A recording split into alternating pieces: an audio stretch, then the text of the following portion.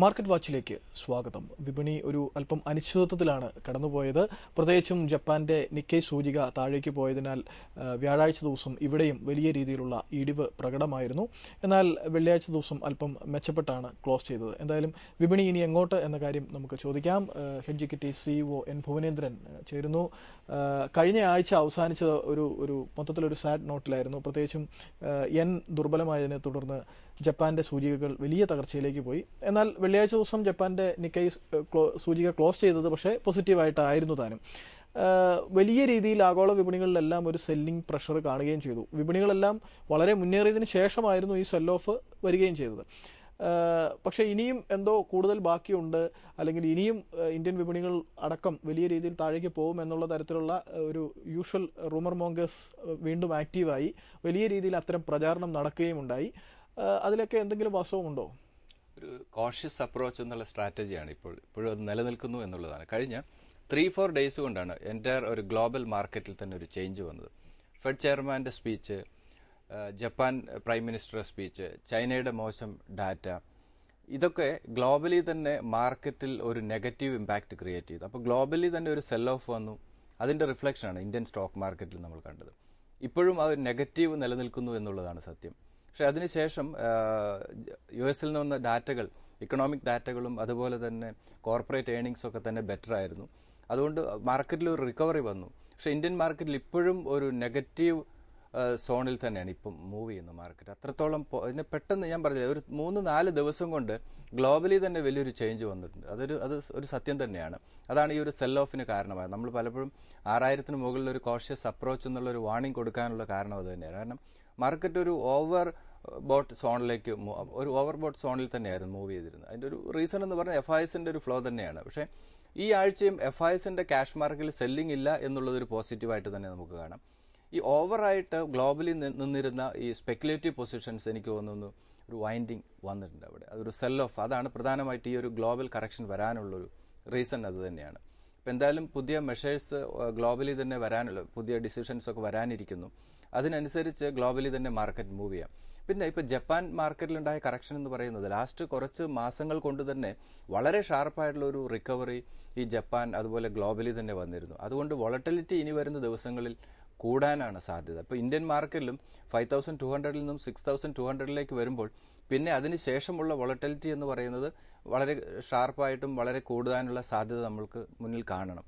അപ്പോൾ ഇനി അങ്ങോട്ട് തീർച്ചയായിട്ടും മാർക്കറ്റിൽ ഒരു കോഷ്യസ് അപ്രോച്ച് തന്നെയാണ് ഇൻവെസ്റ്റേഴ്സിന് നല്ലത്. നമ്മുടെ ഫാർമ കമ്പനികൾക്ക് എന്താണ് സംഭവിക്കുന്നത്? പ്രത്യേകിച്ചും ഇന്ത്യൻ ഫാർമ കമ്പനികൾക്കെതിരെ ആസൂത്രിതമായൊരു അറ്റാക്ക് അമേരിക്കയുടെ സൈഡിൽ നിന്നുണ്ടാകുന്നത് എന്ന് തോന്നിപ്പിക്കുന്ന തരത്തിൽ അങ്ങനെ ഒരു വാർത്തകളൊന്നും വന്നിട്ടില്ല എങ്കിൽ പോലും, കാരണം കഴിഞ്ഞ ആഴ്ച സർക്കാരിൻ്റെ ഭാഗത്തു നിന്നും ഒരു പുതിയ നിയമനിർമ്മാണം അല്ലെങ്കിൽ പുതിയൊരു അനൗൺസ്മെന്റ് വന്നത് ഇന്ത്യയുടെ ഫാർമ കമ്പനികൾ അല്ലെങ്കിൽ ഇവിടെ വിൽക്കുന്ന മരുന്നുകളുടെ വില ഗണ്യമായി കുറയും എന്നുള്ള തലത്തിൽ. അത് ഏറ്റവും അധികം അഫക്റ്റ് ചെയ്യുന്നത് വിദേശ കമ്പനികളുടെ സെയിൽസ് ആണ്. പ്രത്യേകിച്ചും വൈത്ത്, അസ്ട്രാസെനക്ക പോലെയുള്ള കമ്പനികളുടെ, ഗ്ലാക്സോ സ്മിത്ത് ക്ലൈൻ തുടങ്ങിയ കമ്പനികളുടെ.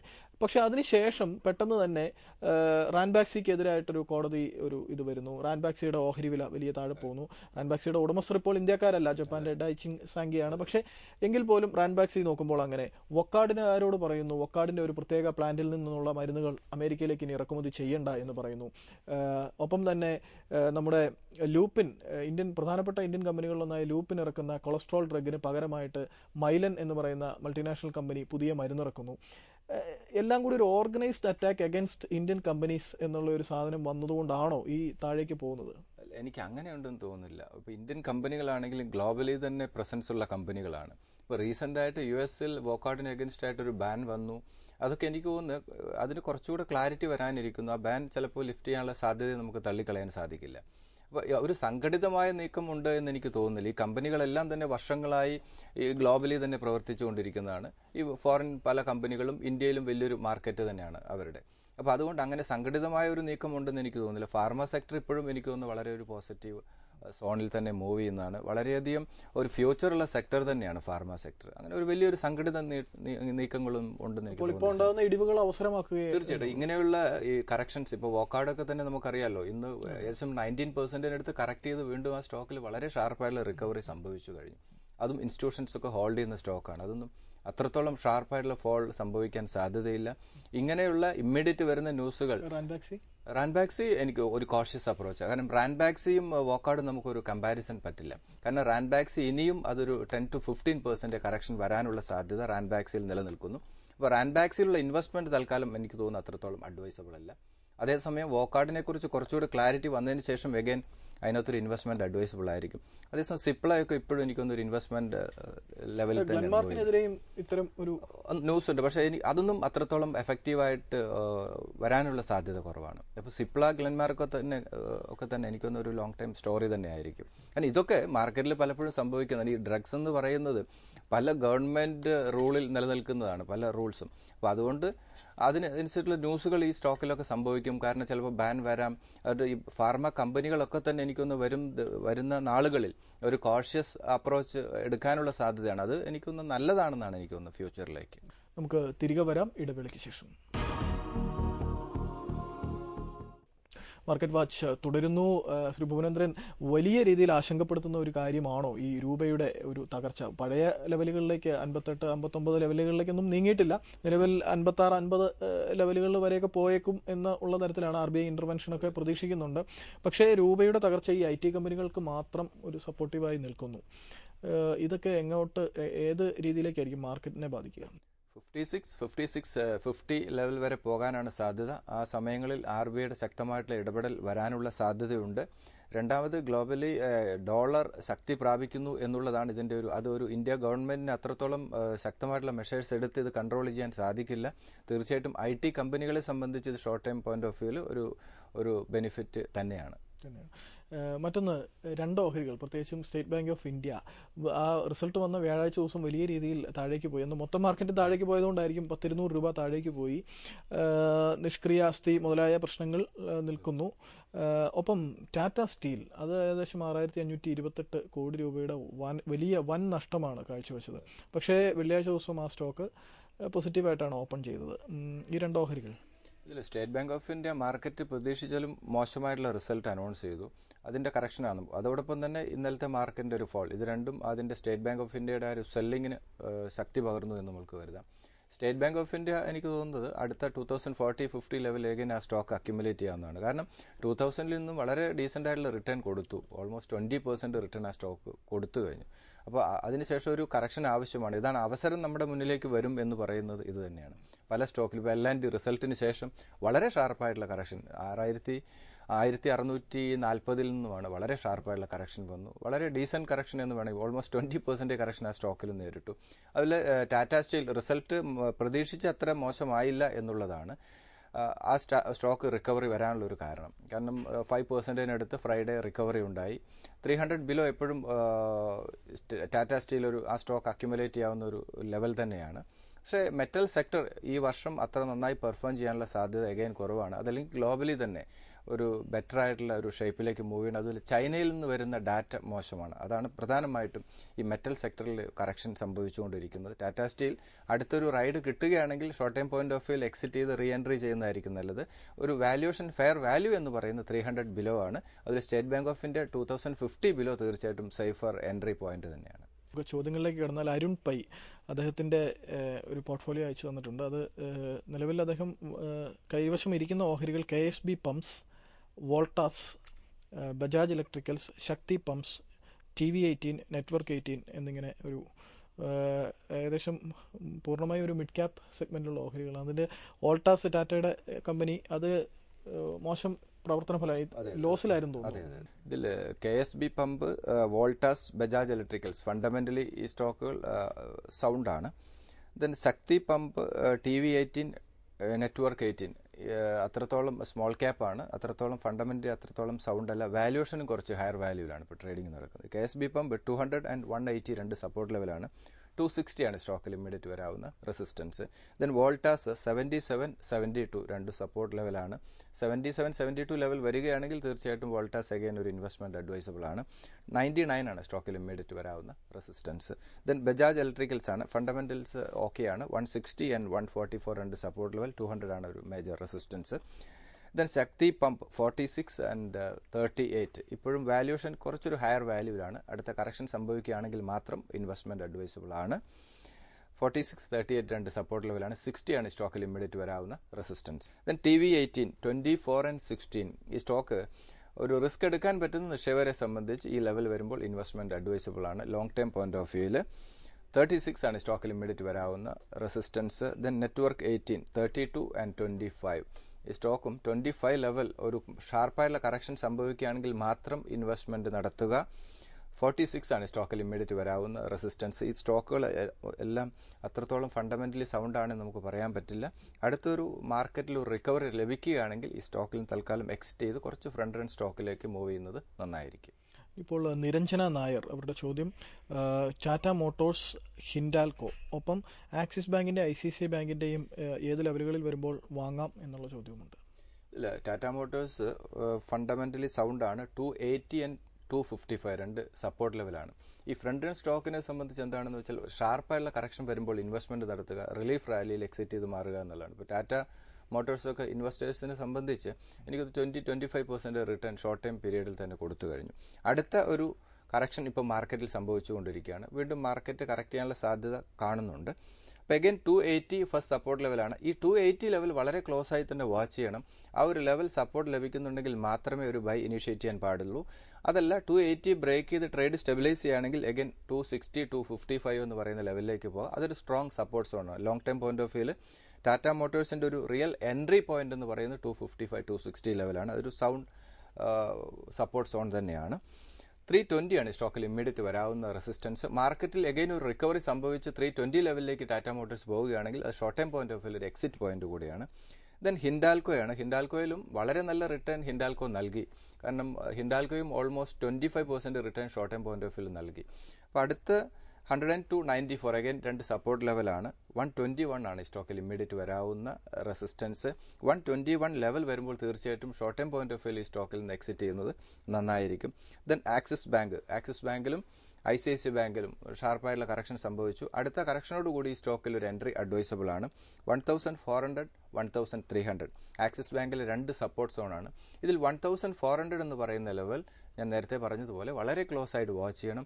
ആ ഒരു ലെവൽ ബ്രേക്ക് ചെയ്യുകയും ട്രേഡ് ഡൗൺ സൈഡിലേക്ക് ഓവറോൾ മാർക്കറ്റിൽ ഒരു നെഗറ്റീവ് സോണിലേക്ക് മൂവ് ചെയ്യുകയും ചെയ്യുകയാണെങ്കിൽ ദെൻ ഒരു മേജർ സപ്പോർട്ട് സോൺ എന്ന് പറയുന്നത് 1300 320 ലെവലാണ്. അത് റീറ്റെയിൽ ഇൻവെസ്റ്റേഴ്സിന് ഒരു റീ എൻട്രി ചെയ്യാവുന്ന ഒരു വാല്യുവേഷൻ വളരെ ഫെയർ വാല്യൂയിലേക്ക് വരുന്ന ഒരു ഏരിയയാണ്.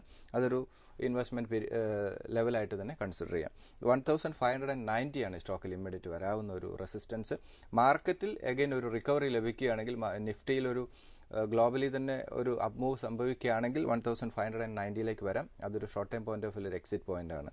ദെൻ ICICI ബാങ്ക് 1140 ആണ് ഇമ്മീഡിയറ്റ് സപ്പോർട്ട് ലെവൽ. അതും ഒരു മേജർ സപ്പോർട്ട് സോൺ അല്ല. മേജർ സപ്പോർട്ട് സോൺ 1075 ലെവലാണ്. ഇപ്പോഴത്തെ റിസൾട്ടിന് ശേഷം നമുക്ക് ഒരു മേജർ സപ്പോർട്ട് സോൺ ആയിട്ട് കൺസിഡർ ചെയ്യാവുന്ന 1075 ആണ്. ആ ലെവൽ വരുമ്പോൾ റീറ്റെയിൽ ഇൻവെസ്റ്റേഴ്സിന് ഒരു റീ എൻട്രി ഈ ലെവലിൽ അഡ്വൈസബിൾ ആണ്. 1280 ആണ് short time point of view ഒരു എക്സിറ്റ് പോയിന്റ്. നമുക്ക് തിരികെ വരാം ഇടവേളയ്ക്ക് ശേഷം. മാർക്കറ്റ് വാച്ച് തുടരുന്നു. ഇപ്പോൾ നേരത്തെ കണ്ട ചോദ്യത്തിന്റെ ചോദ്യകർത്താവിന് ഒരു ഇതിന്റെയൊക്കെ റിട്ടേൺ, പ്രത്യേകിച്ചും ഈ ആക്സിസ് ബാങ്ക് ICICI ബാങ്കിന്റെ ഒരു 30% റിട്ടേൺ ഒക്കെ കിട്ടുമോ എന്നൊക്കെ അദ്ദേഹം ചോദിക്കുന്നുമുണ്ട്. ഇതിന് അദ്ദേഹത്തിന്റെ ബൈയിങ് ലെവൽ വളരെ താഴെയാണ്. 30% റിട്ടേൺ ഒരു പീരീഡിന് വേണ്ടി വെയിറ്റ് ചെയ്യേണ്ട ആവശ്യമില്ല. എപ്പോഴും കഴിഞ്ഞ എപ്പിസോഡിലാണെന്ന് തോന്നുന്നു നമ്മൾ ഡിസ്കസ് ചെയ്തതാണ്. ഒരു സ്റ്റോക്ക് ഇൻവെസ്റ്റ് ചെയ്ത് കഴിഞ്ഞാൽ മിനിമം 10 to 15% പ്രോഫിറ്റ് വരുമ്പോൾ നമുക്ക് എക്സിറ്റ് ചെയ്യാം. അതുപോലെ ജനറൽ മാർക്കറ്റ് സ്റ്റഡി ചെയ്യുക. എന്നിട്ട് ഈ സ്റ്റോക്കിൽ നമുക്ക് മൂവ്മെന്റ് ഇപ്പോൾ റീസെന്റ് ആയിട്ട് വന്നിട്ട് ഇപ്പോൾ ടാറ്റ മോട്ടോഴ്സിലും ആക്സിസ് ബാങ്കിലും ICICI ബാങ്കും ഒക്കെ തന്നെ സ്റ്റേറ്റ് ബാങ്ക് ഓഫ് ഇന്ത്യ ഒക്കെ തന്നെ റിലയൻസ് എല്ലാം 20% റിട്ടേൺ നൽകി. അപ്പോൾ അങ്ങനെ ഒരു ഷാർപ്പായ ഒരു ഇൻവെസ്റ്റ്മെന്റ് നടത്തി ഷോർട്ട് പീരീഡിൽ തന്നെ 10 to 15% റിട്ടേൺ ലഭിക്കുകയാണെങ്കിൽ അത് എക്സിറ്റ് ചെയ്ത് മാറുക. അതല്ലാതെ മാർക്കറ്റിന് പ്രത്യേകിച്ച് ഇലക്ഷൻ ഒരു വർഷത്തിനുള്ളിൽ ഇലക്ഷൻ വരാനിരിക്കും. അതുകൊണ്ട് തന്നെ അതിനു മുമ്പ് ഒരു വളരെ ഷാർപ്പായിട്ടുള്ള ഒരു റാലി നമ്മൾ മാർക്കറ്റിൽ പ്രതീക്ഷിക്കേണ്ട. കാരണം ഇങ്ങനെയുള്ള അപ്സ് ആൻഡ് ഡൗൺസ് മാർക്കറ്റിൽ സംഭവിച്ചുകൊണ്ടിരിക്കും.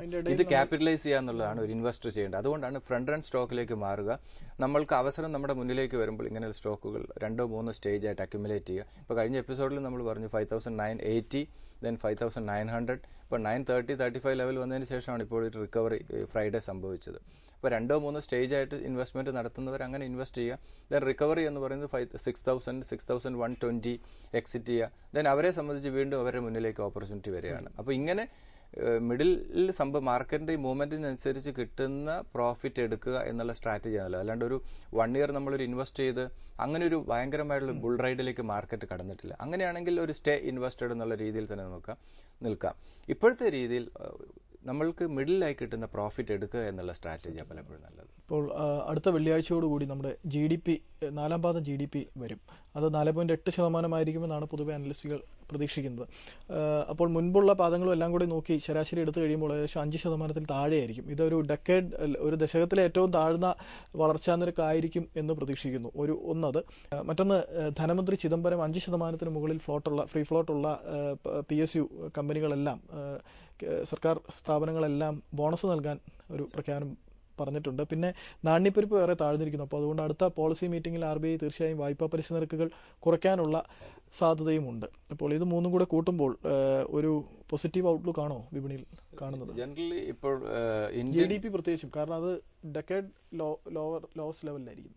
അല്ല, ആയിക്കോട്ടെ. പക്ഷെ ഇത് മാർക്കറ്റ് പ്രതീക്ഷിക്കുന്നതാണ്. അങ്ങനെ ഇതൊക്കെ മാർക്കറ്റ് പ്രതീക്ഷിച്ചുകൊണ്ടുള്ള ഒരു മൂവ് തന്നെയാണ് ഇപ്പോൾ നടന്നുകൊണ്ടിരിക്കുന്നത്. ഇപ്പോൾ റീസെൻ്റായിട്ട് സംഭവിച്ചിരിക്കുന്ന ഈ സെൽ ഓഫ് എന്ന് പറയുന്നത് ഒരിക്കലും ഇന്ത്യൻ മാർക്കറ്റിലോ ഇന്ത്യൻ ഇക്കണോമിയിലോ സംഭവിച്ച ഒരു നെഗറ്റീവ് ന്യൂസ് കൊണ്ടല്ല.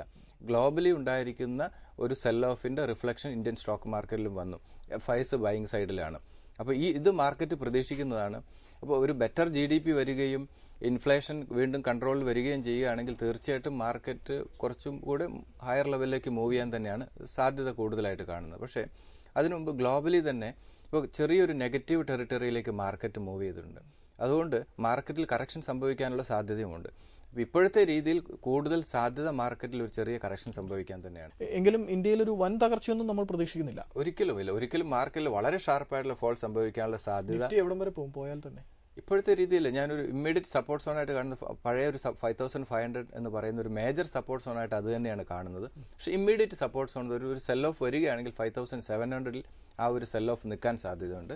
ഒരു ഡ്രാസ്റ്റിക് ഡൗൺ വരുന്ന ഒരു സിറ്റുവേഷൻ വരികയാണെങ്കിൽ 5,500 ഒരു ഫൈനൽ ഒരു ബൈയിങ് സോൺ തന്നെയാണ്. വലിയ വ്യത്യാസങ്ങൾ, വലിയ തകർച്ച വരാൻ പോകുന്നില്ല. നന്ദി. ഭുവനേന്ദ്രൻ, അടുത്തയാഴ്ച വരാനിരിക്കുന്നത് GDP ഫിഗേഴ്സ് ആണ്. 4ാം പാദ GDP ഏകദേശം 4.8% ആയിരിക്കാനാണ് സാധ്യത. അപ്പോൾ മൊത്തം ഫുൾ ഇയർ നോക്കുമ്പോൾ GDP ഒരല്പം മോശമായിരിക്കും. 10 വർഷത്തെ കുറഞ്ഞ നിരക്കാകാനുള്ള സാധ്യതയുണ്ട്. 5% താഴെയായിരിക്കും അപ്പോൾ വളർച്ചാ നിരക്ക്. പക്ഷേ ഇതെല്ലാം വിപണി ഡിസ്കൗണ്ടഡ് ആകാനുള്ള സാധ്യതയാണ് കാണുന്നത്. എങ്കിലും വിപണി പൊതുവേ ഒരു കറക്ഷൻ എടുക്കാനുള്ള സാധ്യതയുള്ളതിനാൽ ഇപ്പോഴത്തെ ഇടിവുകൾ അവസരമാക്കാം. നേരത്തെ സൂചിപ്പിച്ചതുപോലെ വളരെ മികച്ച ലാർജ് ക്യാപ്പ് സ്റ്റോക്കുകൾ, ഫാർമ കമ്പനികൾ, ഇതെല്ലാം ഇപ്പോൾ താഴ്ന്ന നിലവാരത്തിൽ ലഭ്യമാണ്. അത് ആ ഇടിവുകളും ഫാർമ കമ്പനികളിലെ താഴ്ചയും എല്ലാം അവസരമാക്കുക. അടുത്തയാഴ്ച കാണാം. നന്ദി, നമസ്കാരം.